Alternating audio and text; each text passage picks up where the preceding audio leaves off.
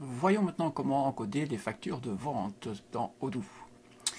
Nous travaillons pour la société GiliPaint et sur ce document qui est une facture donc du 8 décembre, nous avons vendu au salon de coiffure Marie de Charleroi donc différents produits. Alors, la TVA est de 21% évidemment sur ce genre d'article. Au niveau du ticket de préimputation, donc nous sommes sur une facture de vente, de quoi? De marchandises, numéro de document, facture numéro 2. Les comptes qui interviennent, nous avons le compte client, 4000, qui est un compte d'actifs qui augmente puisque nous avons une nouvelle créance, donc le client Marie nous doit 645,08. Nous avons également un compte de vente de marchandises dans lequel on indique le montant hors TVA au crédit. C'est un produit cette fois-ci, un compte de produit qui augmente lui au crédit.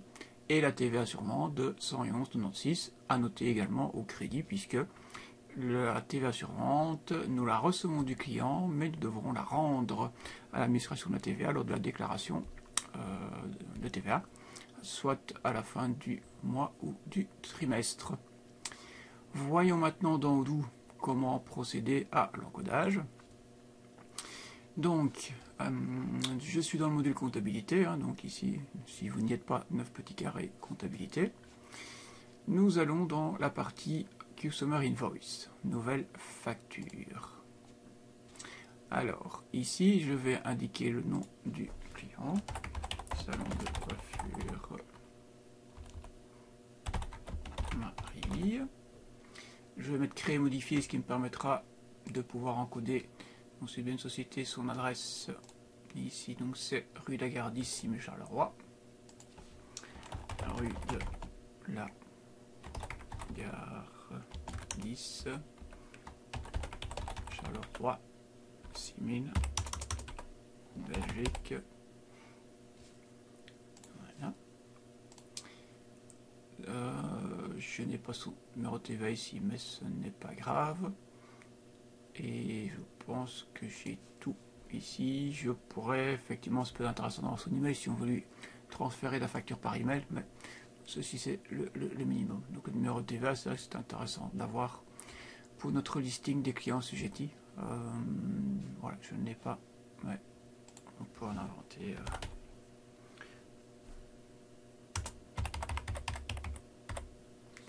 Voilà, par exemple, je sauvegarde.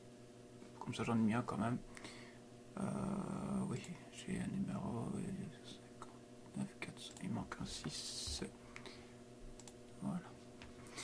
Donc effectivement, l'idéal c'est de reprendre son vrai numéro de facture, puisque dans votre listing TVA vous devez reprendre celui-là. Mais comme ça j'en ai bien. Alors, la date de la facture c'est le 8 du 12 pour la facture 2. Donc le 8 du 12. 8 du 12. Référence du paiement, est-ce que j'en ai mis une? Non. Rien. L'échéance 31 décembre. L'échéance 31 décembre. Voilà.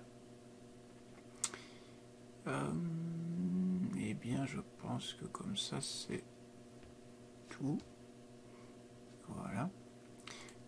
Alors, au niveau de possibilités comme pour les achats.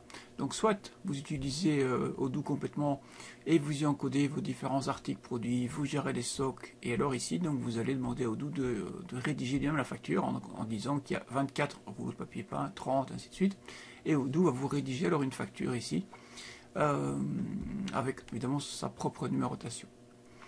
Si maintenant vous ne souhaitez pas procéder ainsi parce que vous travaillez dans une fiduciaire et que vous encodez par exemple les factures de vos clients ou bien que vous ne gérez pas les stocks, eh bien on va simplement aller dire notre cliente ici nous doit 645,08 pour l'achat de marchandises et donc on va encoder donc les ventes de marchandises pour 533,12.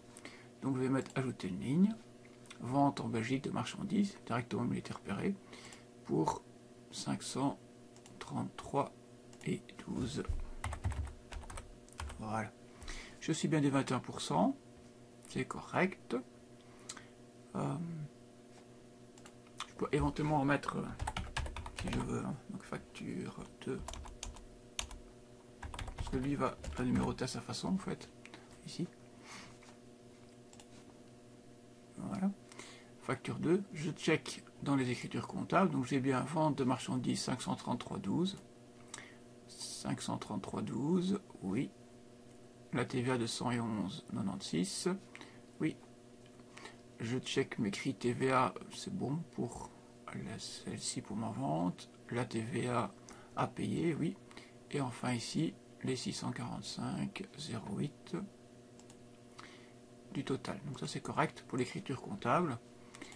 Ici, besoin de rien de spécial non plus. Donc voilà. Donc pour l'instant, voilà, l'écriture est correcte et on peut s'arrêter ici. Donc je vais dans client facture. Donc je viens ici et je vois que j'ai cette facture. Il y avait une date d'échéance, je peux la rééditer ici. Donc sans aucun problème. Voilà.